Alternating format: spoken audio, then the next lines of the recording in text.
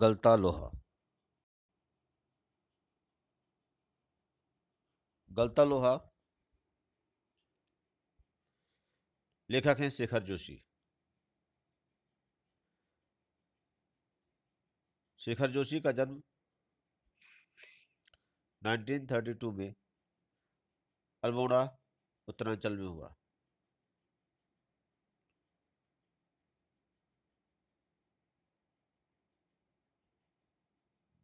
इस पाठ में, गलता लोहा पाठ में, सबसे पहले हम इसके टाइटल शीर्षक पर चर्चा करते हैं। गलना, गलना जो होता है, लोहा दो तरीके से गलता है। एक तो पहले उसमें जंग लगता है, जिसे आप रस्टिंग कहते हैं। दूसरा क्या है? पिघलना, मेल्ट होता है। तो जब रस्टिंग के थ्रू लोहा गलता है तो वह खराब हो जाता है, वह किसी काम का नहीं बचता। जब उसको मिल्ट किया जाता है, पिघलाया जाता है, तो पिघलाने से जो लोहा बनता है, पिघल जाता है, तो उसमें फिर जैसा रूप उसे देना हो तो दिया जा सकता है, अर्थात उसके शेप और साइज में परिवर्तन संभव हो जाता है। बच्चों, हमारे भारतीय समाज में जातीय बंधन लोहे की ही तरह कठोर थे।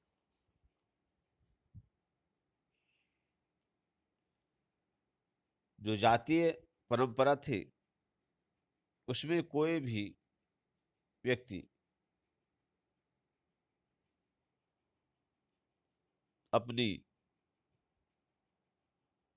जातिगत जो पेशे थे उससे हट करके दूसरे पेशे, दूसरे धंधे को नहीं कर सकता था। ऐसी परंपरा लोहे की तरह कठोर थी। लेकिन होता क्या है समाज में,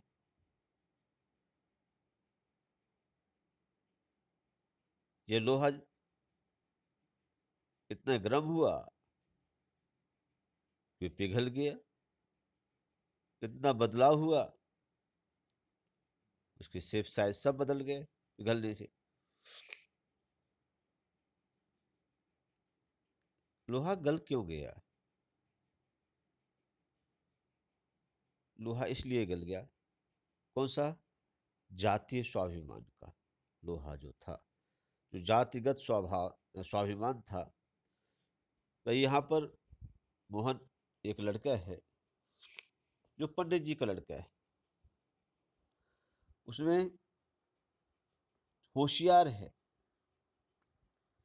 बुद्धिमान है, लेकिन गरीबी और लाचारी में, बेरोजगारी में वह अपने परंपरागत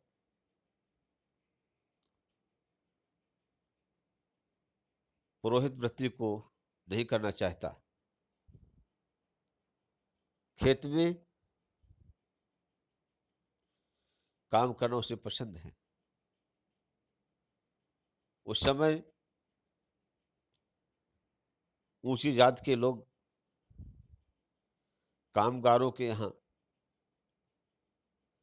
जाते थे तो उनके यहाँ बैठते तक नहीं थे, खड़े खड़े उनको काम बता करके और चले आते थे। लेकिन मोहन अपने मित्र धनराम की दुकान में जाता है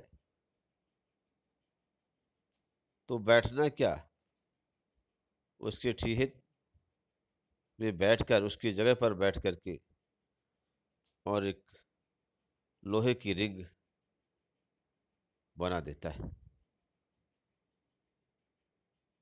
इससे धनराम को अचंभा होता है, कैसे बड़ी जाति का व्यक्ति मेरे चेहरे पर बैठ कर, मेरी जगह पर बैठ कर के लोहे का काम कर रहा है, कोई देख लेगा तो क्या कहेगा। लेकिन यहाँ रिंग बना करके मोहन के मन में एक क्या है, स्वाभाविक शांति और खुशी होती है। उसका जातीय स्वाभिमान उसने क्या है कि गल गया, जो लोहे की तरह कठोर था, उसमें क्या है, वो जातीय स्वाभिमान स्वाभिमान जो था वो गल गया, पिघल गया, लोहा गल गया। ये है।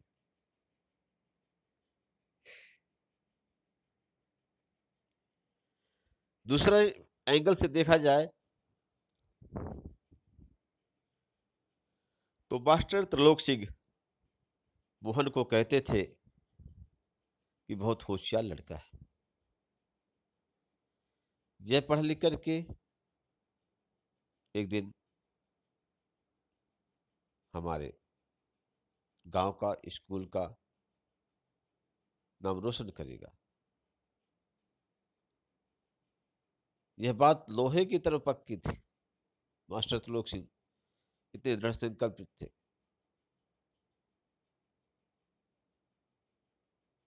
लेकिन मोहन जैसा मेधावी बच्चा गरीबी में पिस करके, बेरोजगारी में पिस करके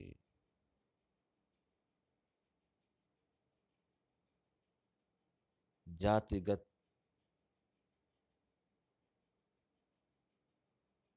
भेदभाव का शिकार होकर के और गल गया, बर्बाद हो गया। जातिगत भेदभाव मैं इसलिए बता रहा हूं कि जो हमारे समाज में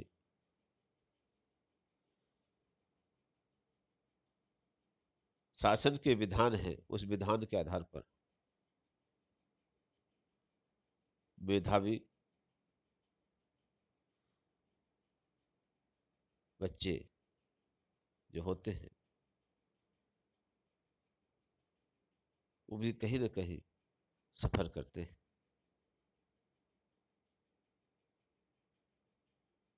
और मोहन भी बेरोजगारी की चपेट में आकर के और गल गया। मास्टर त्रिलोक सिंह का लोहा जैसे वचन, विश्वास हो गया, वे जंग लग गई। ठीक है, तो ये टाइटल है, शीर्षक है।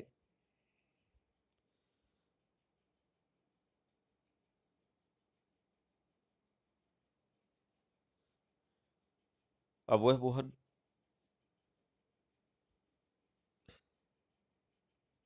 पूरे जीवन काल की बातें हो गई। उस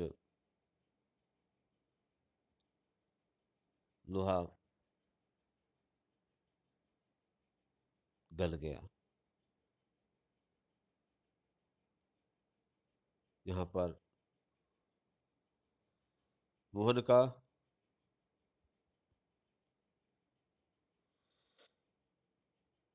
व्यक्तिगत जो यहाँ व्यक्तित्व जो होता है, तो मोहन का व्यक्तित्व जातिगत आधार पर जो निर्मित झूठे भाईचारे की जगह मेहनत कशों के सच्चे भाईचारे की प्रस्तावना करता हुआ प्रतीत होता है। मानो लोहा गल करके एक नया आकार ले रहा हो तो लोहा गल गया। तो गलता लोहा यहां पर इस पाठ में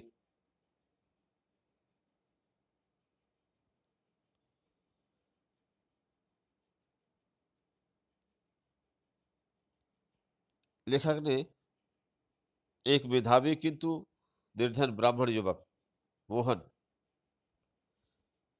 की किन परिस्थितियों में के चलते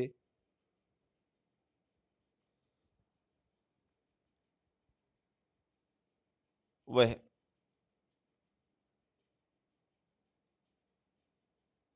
इस मनोदशा तक पहुंचता है जहां उसके लिए जातीय अभिमान बेईमानी हो जाती है। जातीय अभिमान, पंडित जी का बेटा है, इज्जत सम्मान मिलती थी, सब कुछ है, लेकिन क्या वो सब उसे बेकार लगने लगे। सामाजिक निषेधों को ताक में रख करके समाज में जो विधि या विधान था कि ऐसा करना है, ऐसा नहीं करना है, ऐसा करना है, ऐसा नहीं करना है, उनको सबको किनारे करके वह धनराम लोहार के आफर पर बैठता है, ठिकाने पर बैठ जाता है जहाँ वो काम करता है। और बैठता ही नहीं, उसके काम में भी अपनी कुशलता दिखाता है। तो यहाँ पर मोहन का व्यक्तित्व जातीय आधार पर निर्मित झूठे भाईचारे की जगह पर मेहनतकश मजदूरों के सच्चे भाईचारे को की प्रस्तावना जैसे रख रहा है। और तभी इस पाठ का नाम रखा कि उनका लोहा जो मानो लोहा गल कर के नया आकार ले रहा है। और अपने विषय वस्तु पर आते हैं, इस पाठ के सारांश पर आते हैं। ये तो हुआ टाइटल, शीर्षक के बारे में जो हमने चर्चा भी की।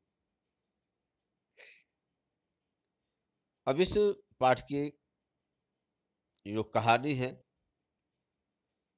तो कहानी को हम एक सारांश में बता रहे हैं। अभी चैप्टर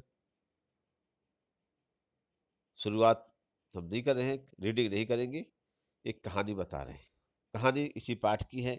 इस पाठ में है क्या बच्चों? ये पाठ में हम देखते हैं कि दो मुख्य घरों की कहानी है। एक गांव में एक पंडित जी रहते थे, उनका नाम बंशीधर। उसी गांव में एक लोहार रहता है, उसका नाम गंगाराम है। पंडित जी पंडिताई करते हैं, गंगाराम लोहारगिरी करता है। चूंकि लोहार है तो लोहारगिरी करता है वो। पंडित जी के जीविका का साधन क्या है? पूजा पाठ करना कराना। और गंगाराम की जीविका का साधन है लोहारगिरी करना।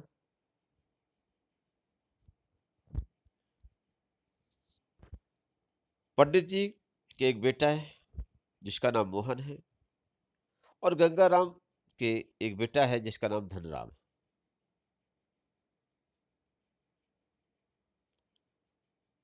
मोहन होशियार है, धनराम थोड़ा कम होशियार है, मंद बुद्धि का है।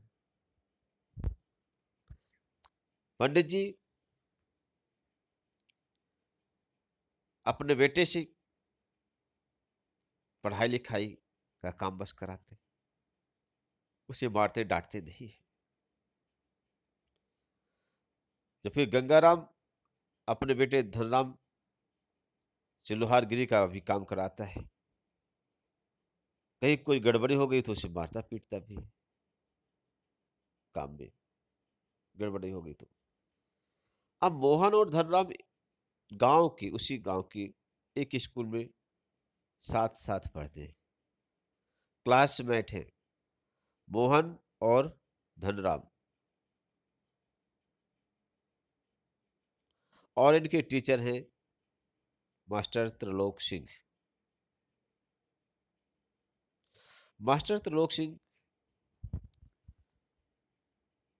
उस गांव के नहीं है, कहीं ऐसा प्रतीत होता है कहीं पास के गांव से वो आते हैं।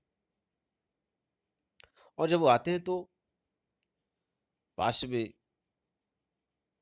जो चाय पान की दुकान है वहां पर रुकते हैं, शायद थोड़ा रेस्ट लेने के बाद, और फिर स्कूल में आते हैं।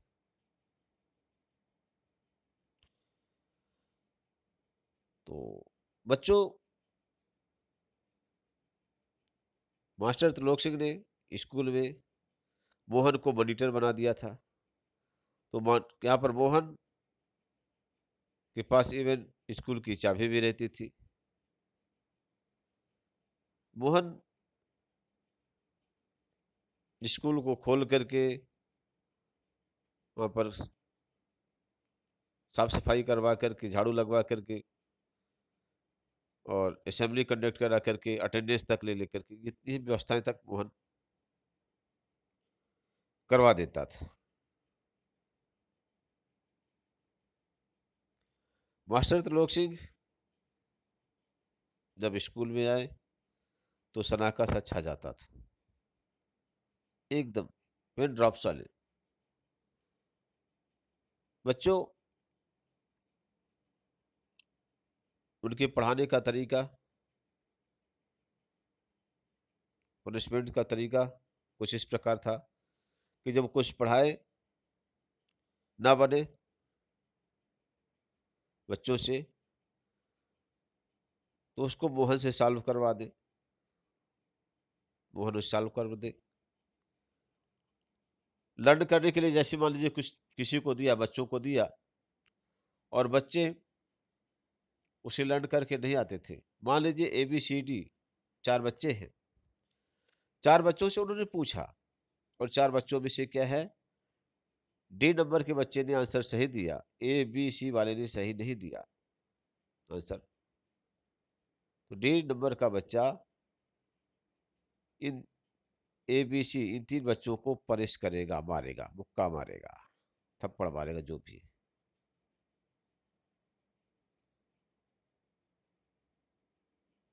एक तो बच्चों को बच्चों से ही पनिशमेंट दिलवाना, एक तरीका उनका ये था। दूसरा तरीका उनका ये था कि वो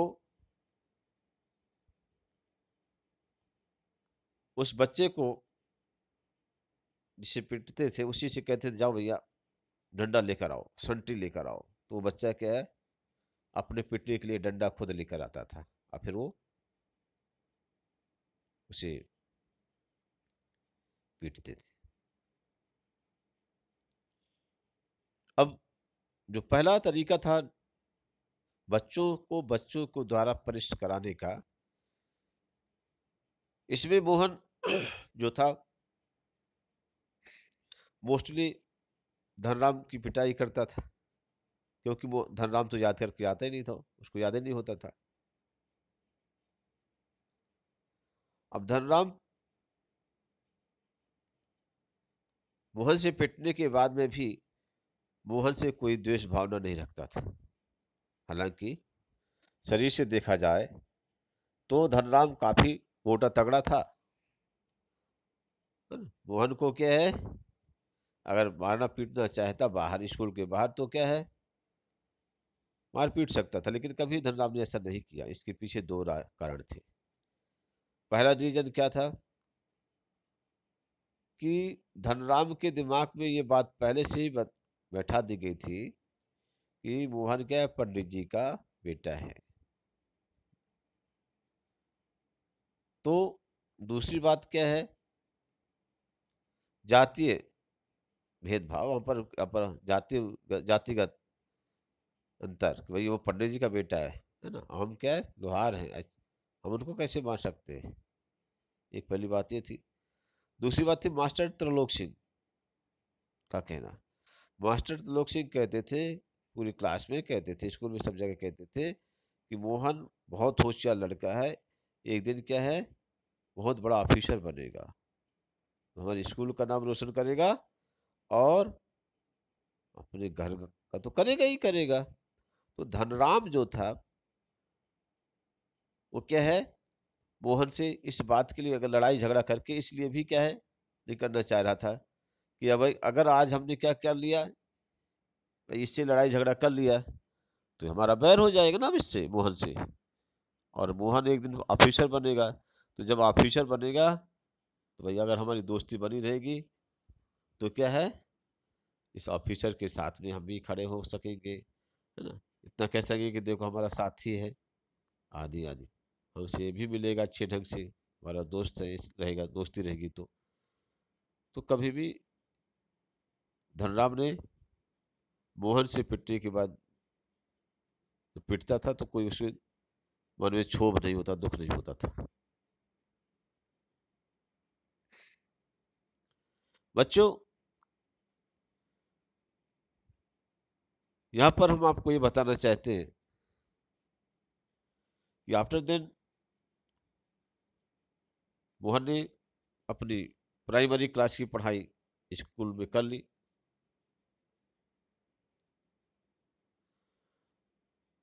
धनराम पढ़ाई नहीं कर पाया। क्यों नहीं कर पाया? क्योंकि क्या है, एक बार मास्टर त्रिलोक सिंह ने उसको 13 का पहाड़ा 13 की टेबल याद करने के लिए कही थी, और याद करके नहीं आया। जब याद करके नहीं आया वो धनराम, तो कक्षा में क्या है, बोले कि चलो दिन भर आज तुम याद करना। और दिन भर का समय देने के बाद में भी फिर से क्या है, याद करने के लिए बिठा दिया, तब भी दिन भर में याद नहीं कर पाए और नहीं सुना पाया। तो मास्टर त्रिलोक सिंह ने आज धनराम को डंडे से नहीं पीटा, जवान की चाबुक से पीटा। उसने कह दिया, डॉक्टर मास्टर साहब ने कह दिया कि भाई क्या है, अरे तेरे दिमाग में लोहा भरा है रे, लोहा, तुझमें विद्या का ताप कहाँ जाएगा। और उसे कुछ दराती वगैरह देते हैं पिटाई करने के लिए, जाओ इसे पीट करके ले आना। तो वह उन्हें ले जाता है और उसके दिमाग में बात ये आ जाती है, ठीक है मुझसे पढ़ाई नहीं हो सकती है, क्योंकि घर में भी काम उसे करना पड़ता होता है, और इसी बीच में क्या उसके पिताजी का देहांत हो जाता है। तो अपनी दुकान में, पिताजी की दुकान में जहाँ पर पहले 2-4 घंटे काम करता था, वहां पर अब क्या दिन भर काम करना शुरू कर दिया। अब उसकी पढ़ाई टोटल जो है तो छूट गई। यहाँ पर मोहन, अब गांव में तो पहले स्कूल थी नहीं, दूसरे गांव में उसे जाना पड़ रहा था, बीच में नदी पड़ती थी। उनके पिताजी काफी चिंतित थे कि क्या किया जाए। भाई बस ठीक है, बाकी समय तो ठीक है, लेकिन बरसात में क्या है, बारिश के दिनों पर आने जाने में क्या प्रॉब्लम होगी, नदी आ जाएगी तो कैसे इस पार से उस पार बच्चा जाएगा। भाई जाते समय हो सकता है भाई हम पार करा दें, लेकिन आधे समय से प्रॉब्लम हो जाएगी। आदि तरह तरह की बातें जो तो थी।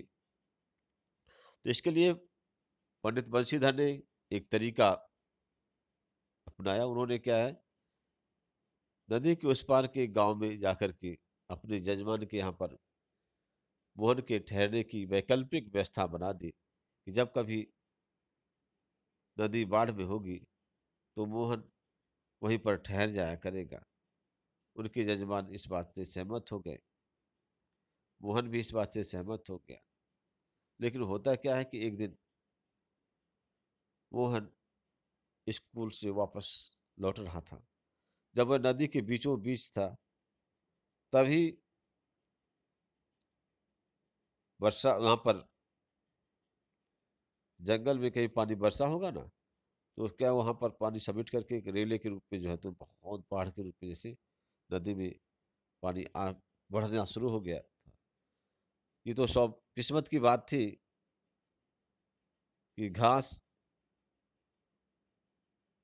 बेचने वाली औरतें जो थी वो भी नदी क्रॉस कर रही थी, उन्होंने जल्दी से मोहन को पकड़ा और इस पार ले आई।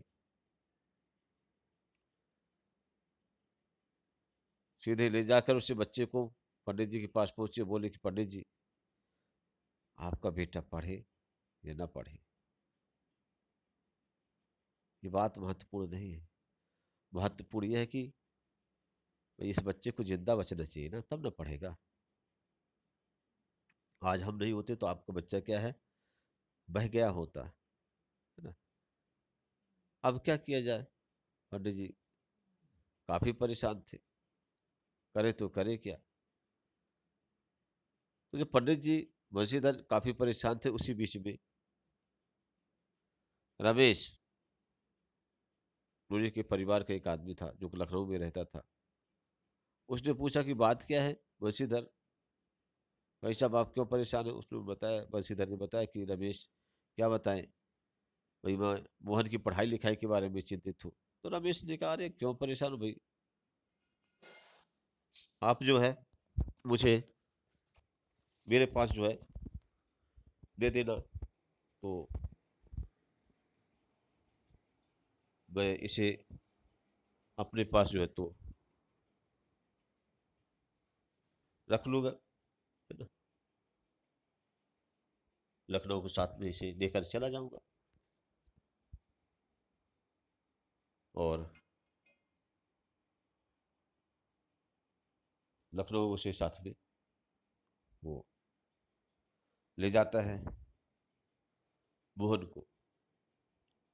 मोहन को लखनऊ भी साथ में ले जा करके और उसे सरकारी स्कूल में उसका नाम लिखवा देता है। उसे वहाँ जाने जो नहीं दिया जाता, स्कूल में भी नहीं जा पाता वो। पहली बात तो वैसे ही गांव का लड़का है, शहर में जा करके और वहाँ के वातावरण में, वहाँ के माहौल में घुल नहीं पाता है।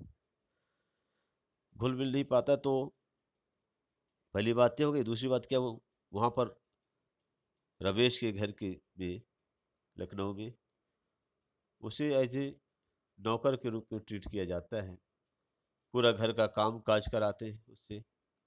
पास पड़ोस के इवन औरतों के यहाँ पर भी या घरों में भी कभी कोई मोहन सब्जी लिया, मोहन ये किराना का सामान ये घट गया ये लिया, मोहन थोड़ा ऐसा कर दे, मोहन थोड़ा ऐसा कर दे। तो इस तरीके से मोहन की पढ़ाई लिखाई सब चौपट हो जाती है। मोहन इन सब बातों को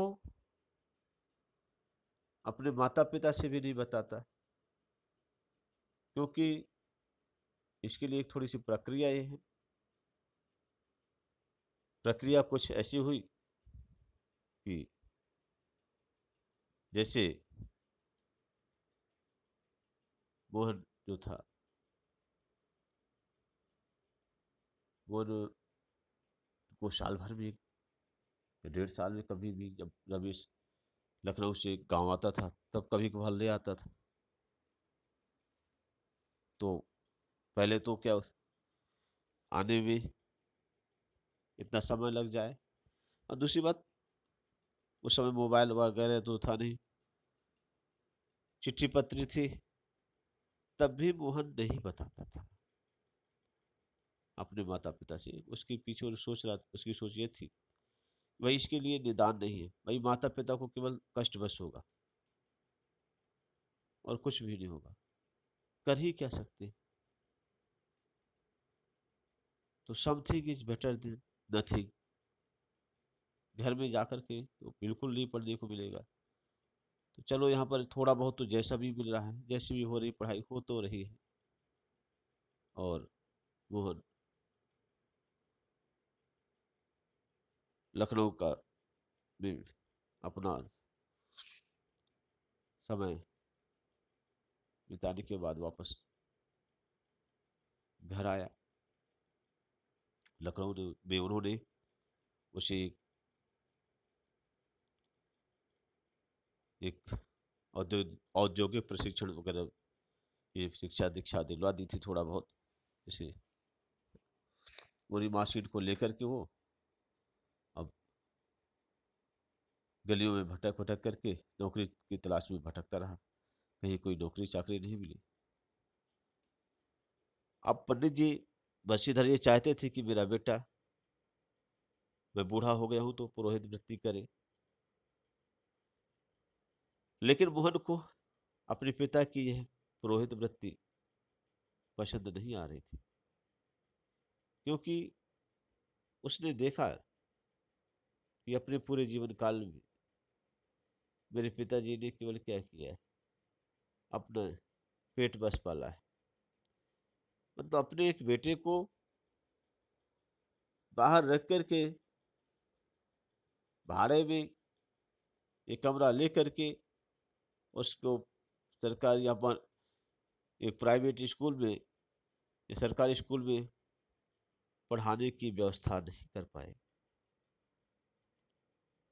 तो मोहन को अपनी इस पुरोहित वृत्ति में रुचि नहीं थी। एक दिन होता क्या है कि बंशीधर मोहन को सुनाते हुए बोलते हैं कि भाई एक जगह रुद्री पाठ करना है, और उससे चला नहीं जाता है। तब भी मोहन सुनते हुए भी उनकी अपने पिता की बातों को अनसुना करके दराती लेकर के हंसिया लेकर के और खेतों में लगे हुए खरपतवार को काटने के लिए चल देते हैं। तो जब देखते हैं कि उसमें हंसिए में धार नहीं है, तो मोहन उसमें पिटाने के लिए, उसमें धार बनाने के लिए, बनवाने के लिए धनराम लोहार के यहाँ जाता है। तो धनराम लोहार के जहाँ वो पहुंचता है तो आपस में दोनों के बीच में बचपन की बातें चर्चा शुरू हो जाती हैं। धनराम रिंग बना रहा था, उससे बार बार रिंग नहीं बन रही थी। तो मोहन धनराम को किनारे करके और खुद उस भट्ठी में बैठ करके और लोहे की रिंग बना देता है। धनराम को अचंभा होता है, उसे लगता है कि दूसरे लोग देख लेंगे तो क्या कहेंगे मुझे, लेकिन मोहन के मन में आत्मसंतुष्टि होती है और मोहन अपने जातीय स्वाभिमान को किनारे करके और लोहार की भट्टी में बैठ करके और लोहे का काम करना शुरू कर देता है। भले ही 2 मिनट के लिए बैठे हो, भले ही 5 मिनट के लिए बैठा हो, लेकिन उसने अपनी जातीय स्वाभिमान को गला दिया, जो लोहे की तरह कठोर था। पूरा पूरा पाठ यहाँ पर समाप्त होता है और यही हुई इस पाठ की समरी। बच्चों, इसके बाद हम पाठ का वाचन करेंगे अगले वीडियो में। थैंक्स।